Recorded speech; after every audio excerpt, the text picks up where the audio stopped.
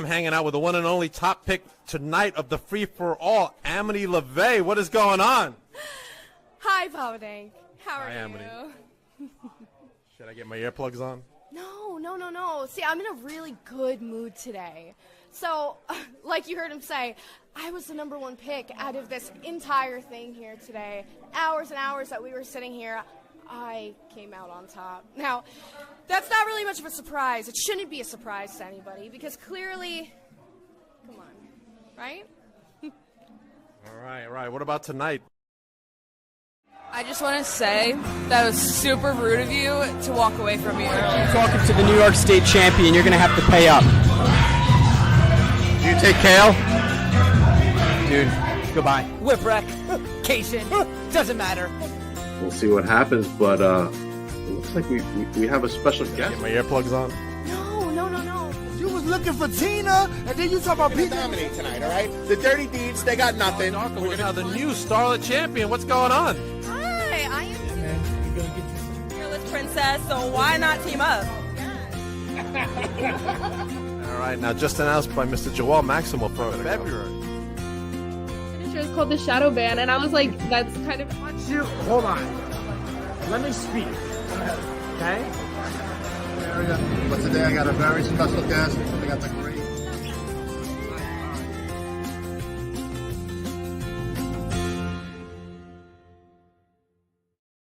Welcome everybody to Beyond the Barricade. I'm your host, Papa Dank, and I got a very special guest today. I can't even believe he came on the little show called Beyond the Barricade, but I'm excited, and let's bring aboard. Let's bring up the one and only, the HebrewHammer himself, Cletus Seldin. How you doing, Cletus? What's going on, baby? Woo! It's been a long time. It's been a while long since time. we've seen each other. As you can see in the intro, you were there from Comic-Con. I think that was pre-pandemic, man. Yeah, 2019 got to be right. It got to be 2019 Comic-Con. Maybe 2018. No, it's 2019. 2019, yeah, it was a long time. I remember you saying, "Oh, did you see Mick Foley over there?" I'm like, "Yeah, I saw him over there." You don't know who I am, but I saw him. Yeah. Whenever I saw Mick Foley, I always got free autographs, so I'll take that. That's dope. Another fellow Long Islander, just like ourselves, man. Yeah. Long Island's doing a lot of big things. I mean, you're probably, one of the biggest stars out there in the boxing world from Long Island. Oh yeah. So you're absolutely right on that one. There's not that many. There's a lot of boxers have gone and gone, came, gone. Just never hear them again, and still staying around. 28 fights total so far, man. It's still going strong, buddy. Yeah. So what is it? So it's 27 or 28-1. 28-1, and I have a draw. So I think it's 30 fights. That's dope. A no contest, not a draw. It was a no contest. I hit a guy with an elbow, and the fight stopped. Oh no. It was on ESPN. Oh man. Christina Payne says hello, Cletus and everyone. Yeah. Serena says hello. How are you? Yeah. Serena is the executive booker of Beyond the Barricade. But you just had a fight recently. That is correct. There you go. There was the fight. It was at the Garden. It's interesting. You got the guy who made those. Those are ring mats that the guy designed that you would slide underneath the corner in between rounds to suck up the water that would go for the fighters. So if the fight, or even in wrestling, if a wrestling match starts and there's so many matches, by the time the main event comes in, the ring is soaking wet. Yeah. So they use these mats. Tommy Clohesi made them, and it's called safety mats. And it's funny because I didn't even get it. He made those. He didn't even get them in the venue, but he made them, and he's going to send them over to us. And it's pretty cool. You can just scan the barcode, and the guy, you can see I put the face of me on there. He does it for the politicians. He does it for events all over the place, and he's always trying to set deals up for like 7-Eleven. Like you'd come in, and you would just have like whatever sale that was going on, like whatever they're doing at 7-Eleven. You would just pull that off or put a new one on. So that was like his claim, and he's still working at it too. He does UFC fights. I think he does wrestling as well, boxing, all the sports. That was good. Dope. That's pretty dope, man. But something else happened that night, at the end of the night. Oh yeah, a You one. got engaged. Oh man, let's go. Look at that photo. I love it. Oh, you got all the good ones too. I got some good Oh ones. man. That looks like Batista in the corner, though. Tell me about Yeah, what made you that was. decide to propose that night. Well, I told myself the next time I get a big fight that I would go and propose to my girlfriend for 3 years, and I was like, okay, this is what I told myself. And next thing you know, they're like, hey, you got to fight at the Madison Square Garden in like 6 weeks. I'm like, huh, okay. I guess I'm going to have to propose now because who knows if I never get an opportunity again. And she went on a work vacation for work, well, a little trip. So I decided to head over to the jeweler spot and pick out a ring and put payment down on it. And then asked the father the Sunday before, picked up the ring the day before that. And I was like, all right, here it is, baby. And I told my brother and the trainers in the locker room. They were the only ones to know, and the commissioner knew, and that was it. No one else knew. Even her father didn't even know. And got the win. I knocked the kid down in the first round, knocked him down in the second round. I'm like, come on, man, stay down. I want to go propose. My favorite time of the night. Come Accept on. defeat. I want to get proposed tonight. Yeah, like just stay down, man. Stay down. I want to just. I'm like, all right, round 5. I'm like, all right, let me just we'll just drag this on. I'm not gonna try too hard. And 48 rounds, won a decision, and then right afterwards, if you watch UFC Fight Pass, which was a big event for us because boxing was on UFC. It's played in 200 countries as well, and you go to any local bar and you can be able to watch it. So after the fight was over, they're playing my music, and I'm trying to get on the microphone, and no fighters actually go on the microphone on their events. The promoter gave me the approval, and they got my Hulk Hogan music. I am a real American. It's playing it over and over again. I'm like, somebody shut the goddamn DJ up. I'm just ready to go. So I didn't know at the time that they were going to go to a commercial and then come back and we're going to do it live. I had no idea. So when I did it, I'm like, the hell are they waiting for? They must be walking or something to try to. So when we got the videos from everybody afterwards, we were like, oh my God, they actually posted that live. But as soon as it was over, I was prepped. I was like, I wanted to get Jessica in the ring because the last fight, I forgot to even thank her for everything. So I was like, we're gonna get a team photo after the fight.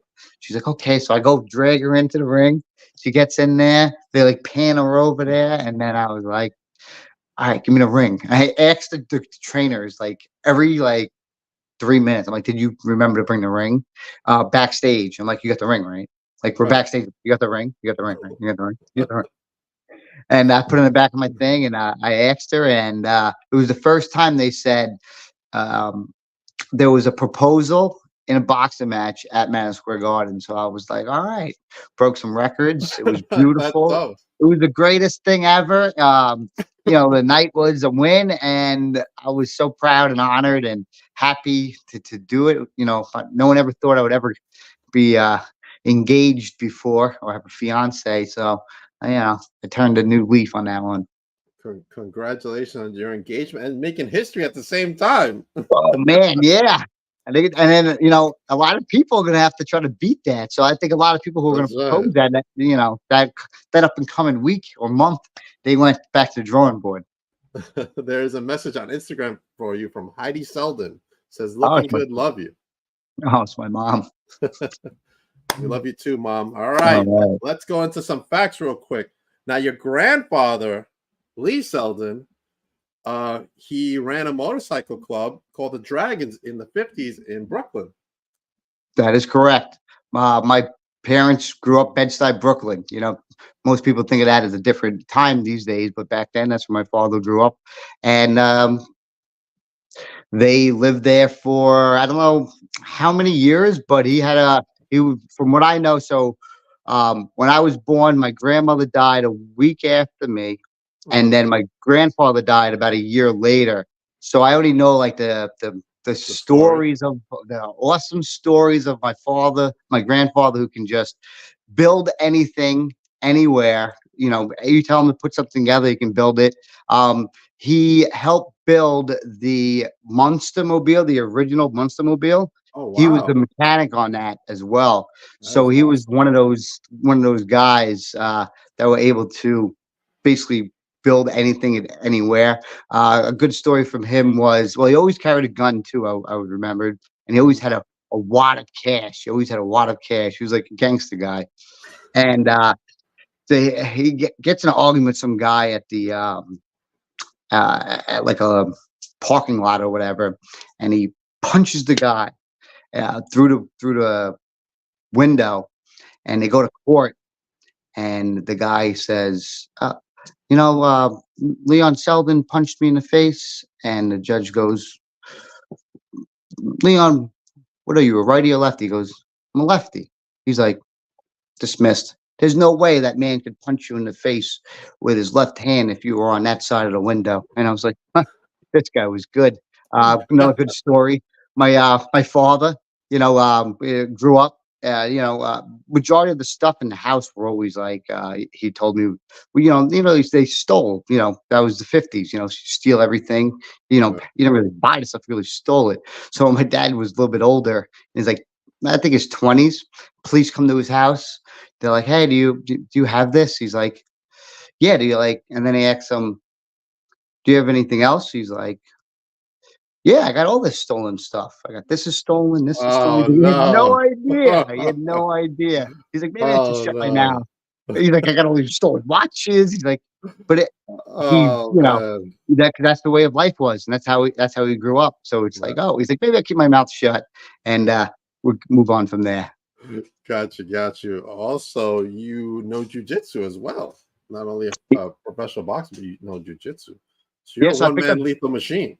Oh man, so I originally started with so I wrestled in high school, and then my whole life I wrestled, and while I was in high school, the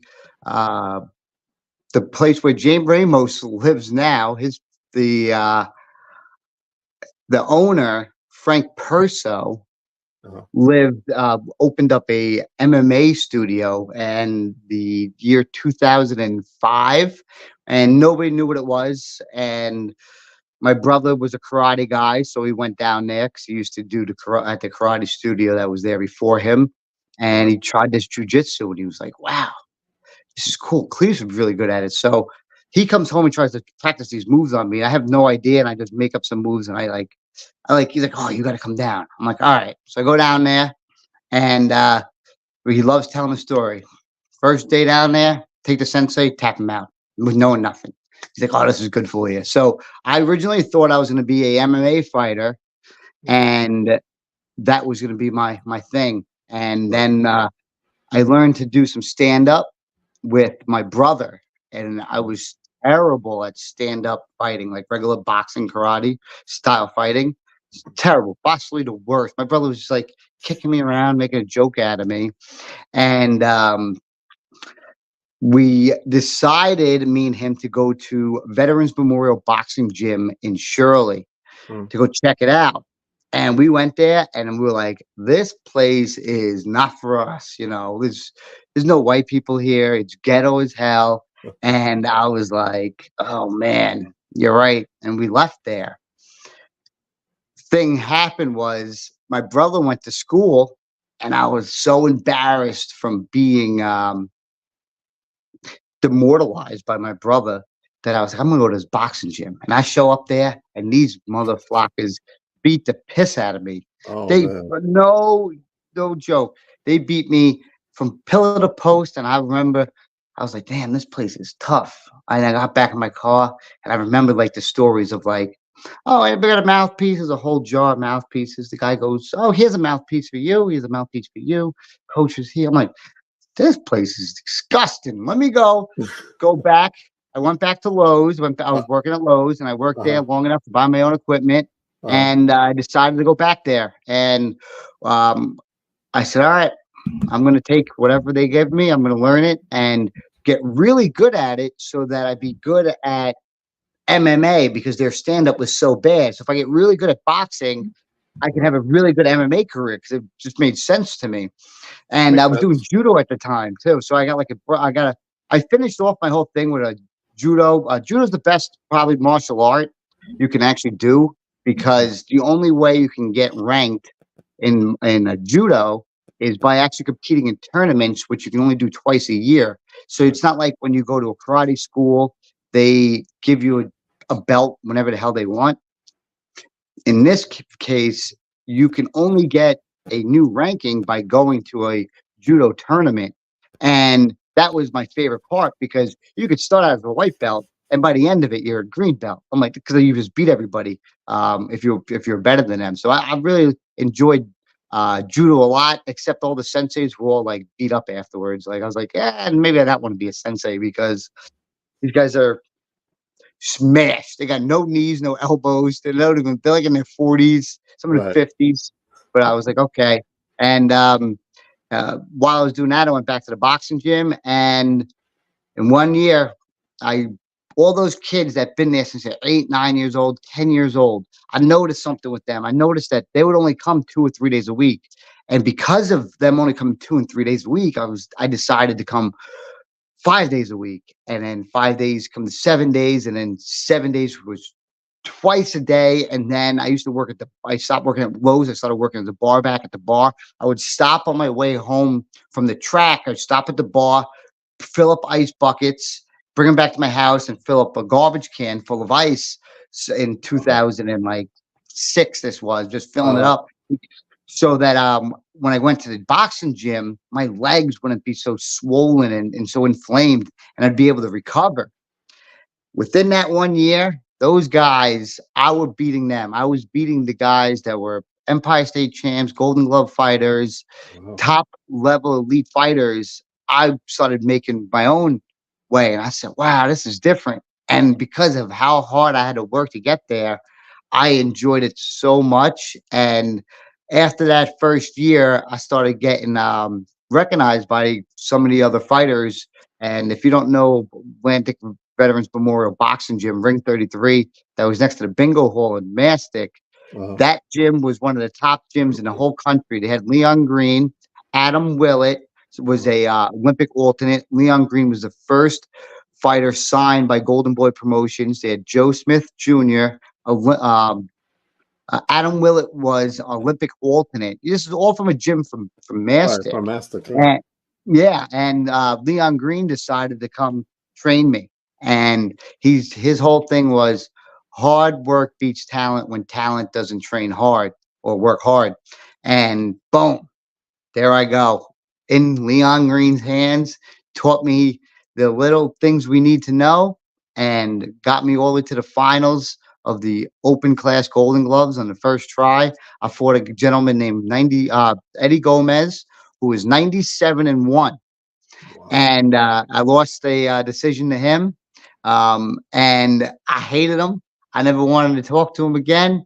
And then I guess 10 years later, I seen him at the a local boxing event, and he's the sweetest, most caring guy. He became my trainer for like once or twice. And I was like, oh man, this guy's the best. And cool, yeah, if I could have it, I would have him as my trainer today still, because he was the one guy that knows how to beat me. So yeah, that was the jiu-jitsu judo days, and I always thought I was gonna be an MMA fighter. But the problem also was in New York State, it was illegal for boxing at the time. I mean, MMA at the time, and that was quite of an issue for a person that's working a part-time job, basically a bar back, just trying to figure out life. You're not going to spend a few $100s to go travel and then find out your fight's like off or whatever. So yeah, that's the jiu-jitsu judo life. That's awesome, man. It is tough, man. It's kind of like wrestling. Like wrestling, you got to travel all over.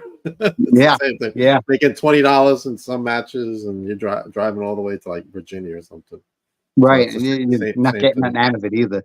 Right, 100%. All right, let's talk about how you came up with the HebrewHammer. Oh, so in the amateur days, because you really don't have to name yourself. You don't name yourself. Like, I'm not going to call myself anything else but whatever the people called me. So in the amateur days, I didn't talk to anybody, and I was very quiet. So a lot of people thought I was like this Russian fighter. So I would sit in the corner and I would just put on my headphones and I'd just be by myself. And it wasn't until I left here and I went into other tournaments. So I went in Kansas City, that is like Ringside World Championships, and I'd go in there and I'm just blasting all these guys. It's fighters from all over the world, and I'm blasting, boom, boom, boom. I go to other tournaments and other matches throughout this entire like amateur career. And usually in amateur boxing, you really don't get standing 8 counts too often. I get one in every single fight. It means you hit somebody with a good shot, the ref have to come in and they count. They don't. It's not because you knocked them down. It's because you hit them with a clean shot. The ref would come in, and it happened I think every single fight I've ever been in, I've had a standing 8 count besides the one in the finals. And because of that, you know, people are like, "Who is that guy? I think he's Jewish." And they go, "Oh, he got a hammer, Hebrew hammer." I was like, "All right." Came back from the tournaments. They started calling me it, and next thing you tournament, and boom, next thing you know, they call it a Hebrew hammer. And there's quite a few of them. There's baseball ones. I met a lot of baseball Hebrew hammers for some reason. I don't know why, but boxing there's a few, and I am the reigning Hebrew hammer at this moment. Nice. Congratulations on that. Yeah. Can't wait to see some Hebrew Hammer shirts. I got so yeah, we just got so I think Ramos is gonna be putting up some. Yeah, that's what I was gonna say. I heard there's a new design coming, so I'm excited. Yeah, we got some new stuff. We got being back on TV, being back in on big networks again. You have the ability to afford shirts, put stuff together, get stuff out there. People want them again. You were on what, Showtime before? HBO. So I was the 3rd fighter in history to fight back-to-back months on HBO. I fought 3 fights in 11 weeks. So I fought one at the Paramount for 10 rounds, then I fought at the Coliseum on HBO, and then I fought in Canada. So going into that, you know, the 3 fighters that ever fought back-to-back months on HBO was Roy Jones Jr., Mike Tyson, and myself. So Seldin, the Hebrew Hammer. Seldin, that's right. I love it. Let's talk about your theme music you can come out to. Where'd you get that particular music idea from? Oh, so even when I used to push shopping carts back at Lowe's, and I remember at night I would put my headphones on and I would visualize my entrance coming into an arena. I don't even think I had amateur fights yet. I was just ready and just visualizing it. And I would dream that one day I was going to step on stage and I would put all the music I could possibly ever think of through that iPod video playlist I had. I remember. And I knew one song that I was going to save until I made it to a stage as a professional, because I didn't want anybody to steal it. I didn't want anybody to steal my goddamn theme music. So I came out to Bruce, what's his name, Jessica? Bruce Springsteen, like, you know, America, some whatever, New York song or whatever. It was a New Jersey song, actually. And I was like, all right, I used that for a little bit. And then I was like, you know, I got like 8 fights. This is it. You know, someone's going to steal this thing. I'm getting too pumped. And I was like, boom, put Hulk Hogan on. Boom. The Hulkster. Oh, my God. You're pushing carts, and then you hear it, and you hear it, and I am a real man. I said, this is it. This is the song. This is it. And I knew it. I always dreamed it, and the nostalgia of it. And the people finally have got to see it, not just, you know, local Paramount and local shows. That was the greatest thing. It brought the nostalgia back. It just gives you the feelings. I'm like, I'm the Hulk, baby. I'm going out there and I'm doing it for you. Say your prayers. Take your vitamins and all that stuff. Yeah, exactly. I love it. Now, you know, I'm a big wrestling fan, obviously, and you're a wrestling fan as well. Yeah. So when are we going to see Cletus at WrestleMania? Oh, man, we were actually talking about going to WrestleMania this year. It's in Pennsylvania. Yeah, we talked about it today. It's in Pennsylvania. My fiance's friends live right over there, so they're like, yeah, I'll, you know, get the tickets. Maybe we'll figure that one out. I think we should make a plea to Triple H to take us both to WrestleMania. Oh, what do you think, right? Triple H, come on. The Hebrew Hammer, Papa Dank, come on. My whole thing is, if you, and ever in life, as long as I've been around, if there's ever a time that you need a Jew, it's now. And anywhere, if you need one, it's like, oh, here's one. You're like, this could work really good for us. So hey, get the contacts in. Maybe not to involve the Triple H and that family, but maybe somebody else that's in charge. Well, The Rock is in charge too. Yeah, I'm not a big Rock fan, believe it or not. Yeah, but I'll take it. But yeah, we watch no matter what, every year we watch WrestleMania and we watch Royal Rumble every single year. Royal Rumble, I don't know why we watch every year. It's terrible. Oh, I love it. It's just we hate it. I don't know any of these guys anymore. Really? I just don't know them. Oh man, we gotta sit down and talk. Okay. Some other time, not right now. Some other time. Cody Rhodes. Me and my fiance. Right, I was gonna say this. Me and my fiance, we said if we ever get a kid, I'm putting back, Monday Night Raw. It's gonna be 1991. Whatever Monday Night Raw was. And then I'm gonna switch it between that and WCW. And this is what they're gonna watch. They're gonna watch this. Wars. And then next week, they're gonna go watch whatever 1990 week 2 WWF WCW cage matches all the way through. They're gonna watch it in order, and they're gonna really think this is what the real WWF is. Now Sting just retired recently, man. He's part of that WCW. Yeah, huge. I love the NWO. That was like my go-to thing. Me too. We love watching wrestling documentaries here. We just watched Andre the Giant. Who was the other one? Yokozuna, which was crazy. I did not know he was a guy from California. He's not he's not Japanese at all. What do you mean? Like, that is so wrestling for you. He's Samoan. That's unbelievable. It's just like, wow, I've never felt so light in my life. I got to actually meet Andre's daughter recently at a signing I went to. Wow. She looks like Andre. Like, you could tell. That's terrible. That's Brock Lesnar and his daughter. You see Brock Lesnar's daughter? That's rough. That's like, that's like looking in a mirror. That's terrible. She's a girl. It's terrible. Let's jump out of wrestling for a moment. Let's go into your Funko days. Now you were at Fun Days, which is their San Diego event. Yeah, so I got into Funko Pops in end of 2016 and maybe end of 2016. Got obsessed with them. I started collecting Funko Pops like no other. Within my Funko Pop days, within 2.5 years, I collected 3 pops a day. That's what came out to. Not too many people know this. At one point, I actually put in.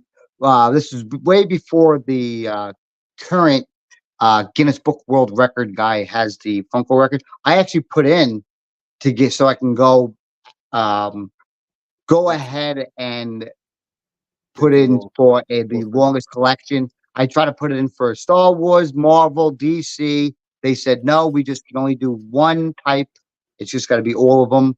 And I still have the email for the Guinness Book of World Records. If I wanted to attempt it, this was the number. But they had like so many stipulations. You had to go to a public area. You had it all had to be all set up with charts, and you had to be open to the public for people to come in. So it had to be. So I was gonna put it in a boxing gym. I bring all these boxes in. Then they said you had to call the news. I'm like, Jesus Christ, this is the most embarrassing thing in my life. Like I like, and then. I just procrastinated enough, and eventually some other guy has it. But I did put it in, and if I wanted it at the time, I think I could have got it. I think it was like 2,400 something pops. Wow. Now, which was your most expensive pop you ever had? Oh, well, it was Alex DeLarge, the one I bought at San Diego Comic-Con in 2019. You paid what? Was it 10? We paid, I think it was 10.5 or 11.5. I think that goes to like $40,000 now. That thing's pretty expensive. Yeah, it's pretty up there. My favorite pop, and I always said if I have to, I will get buried with it, is a Darth Maul, 480 pieces. He's from 2015 or so, but it's so rare to find. It's very rare. At all. I think it's 2012 or 13 actually. Very rare. all blue. It's like an all blue. Like, Yeah, it's yeah. and then it's the rarest. Like, It- if you're a Star Wars guy, this is the guy The for you. Like, rarest. Even if Funko dies, it's like it doesn't matter. You have this guy here, and I paid $1,000 for it. And I never thought I was crazy at the time, and you could sell it up to $10,000. But I just won't sell it. I got pristine box, everything. I'll never get it signed either. I like it the way it is. I'll put it in I'll probably get it graded once. That's it, and leave it from there. That is awesome, man. Good, all Yeah. good stuff, man. I heard you're big into the '90s stuff. Well, I still collect. Well, Bucky O'Hare. There's a show that I grew up as a kid named Bucky O'Hare. I will sell my entire collection to get the second release of the unreleased wave of Bucky O'Hare figures. I have one prototype that came up one time in 10 years on eBay, and I bought it right away. But I will sell my whole collection if I can get that whole series. It's just something that got me back into collecting again. Right. And I'll sell it all just for the unreleased wave. Put it this way: in 2000, in the 90s, there was a Bucky O'Hare Series 1 got out, Wave 1 got out. They released it. Then they packed up Wave 2 to release it. And because of the sales of one figure, this one Toad figure, they canceled the whole wave. They had them carted, ready to ship out. Got them in. I got magazines with them. I got artwork with them. I collect everything they did Bucky O'Hare, and it never got released. And I have never seen anybody out there. I'm part of Bucky O'Hare Facebook groups. It's like, and then some guy on eBay was selling one that used to work at Hasbro, and it's so rare to find. I'll buy. You put it up, I'm buying it. I'm buying it. So, You're buying it. Yeah, Wave 2 Bucky O'Hare unreleased. Those are my grails, all-time grails. Awesome, man. I think my the one I had that was worth the most, I sold it, was the big boy in the blue. Oh yeah. I had that There's one. no real connection to that too, which is like I understand why you sell it. Yeah, I just saw it. It was like out of place. I'm like, let me just get rid of it. Well, you got it's called the eBay. It's the eBay pricing. You throw it up there, it's rare. Eventually, all the other ones drop down, and then supply and demand, and you're out there and you win. It was really, really rare, and but it wasn't going for that. It was going for like $2,500. That's pretty expensive for a $5 pop. But it was only 24 pieces. Oh yeah, so it's up to you to hold out. It's up to you to hold out. Really I'll give you a me and Matt Cordona story. Fun Days 2018. All right, let's go. You guys probably never know the story because I probably never told it to you guys. And even I used to have a Funko YouTube channel too. I had like 20,000 subs. I used to collect toys and do live streams. So I've never told these stories. But we're at Fun Days. We're having a blast. Me and Cordona and Chang was the other guy, and then it was someone else. Anyways, we all have teams. My team loses, Macedona's team loses, and we go backstage. And when we go backstage, the Fun Days people that ran it had to go on stage. And I'm a collector. Matt's a collector. My parents from Bed-Stuy, Brooklyn. We get backstage. They got all the exclusive pops. Right there. One of each, two of each actually. They're in the box and they're on display. And I'm sitting there. I'm like, Matt, I'll know about you. But we taking this. And I don't know if he took it. He can tell you if he did or not. I don't remember if he did. But he's like, that one doesn't have a box. I said, don't worry. I'll get it a box. I'll take the other one's box out and make your box together. And I'm like, you're a professional at this point. Oh, man. Oh, hell yeah. It's in my blood. So the Freddie Yoda pop, which is, yeah. So the Freddie I know what Yoda. you're talking about. Yeah. So the Freddie Funko, the mascot for Funkos, who has the biggest license in the world, which is Star Wars, the memorabilia wise for like absolutely the best. I was like, that one is for me. And if Matt wants to do what he wants to do with his, that's fine with me. Let's get the heck out of here. Right. Boom. I'm walking out of there. And I see one of the people, one of the executives, and she's like, "Oh, well, you were great on stage. Let me introduce you to the Barnes and Nobles guys. These guys are flocking jacked up. They're Oh huge no. dudes." And the guy comes up to me and goes, "Oh my God, you were great." I was like, "No way! You guys are huge." And they were dead. And I was amazed by them. They're like, "We're going to contact you and get involved with you." I was like, "No way." Like, these huge guys were in charge of the Funko, the marketing and branding for them. And I was amazed by them. And I was like, okay, let's get the hell out of here. I had Dan with me, my buddy Dan. I got the Yoda. Let's get out of here. Yeah. And then we're getting out of there. And then they're like, "No, why didn't you come to the after party upstairs in the hotel?" I'm like, "God damn it." Go upstairs. I'm like, "All right, let's get back." Boom, get back to the room, put it away. I'm like, "All right, we got the Grail." And that was the Freddie Yoda story of the best. That was one of my another favorite moments of my life, being on the stage of a collectible that you collected every single day and was totally obsessed with. To have to be in their movie and then being on stage at their event with other guys. Oh, the Black Ranger. That was the other one.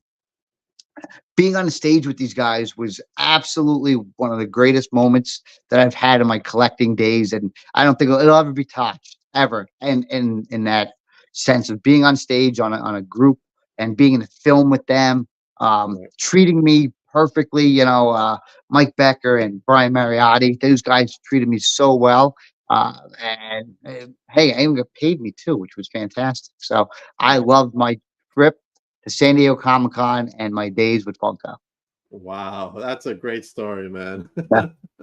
I have the C-3PO, Freddie, just so you know. Oh, okay, yeah. So yeah. But if you're an opportunity, it's once in a lifetime. Do you propose? Do you take the pop? I don't know. You got to do it.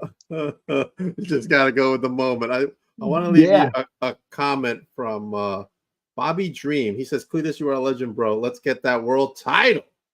Yeah, that's the goal for either at the end of this year or moving on to next year. I got a top 10 rating. Hopefully, get a top 5 going into next month, and move on from there.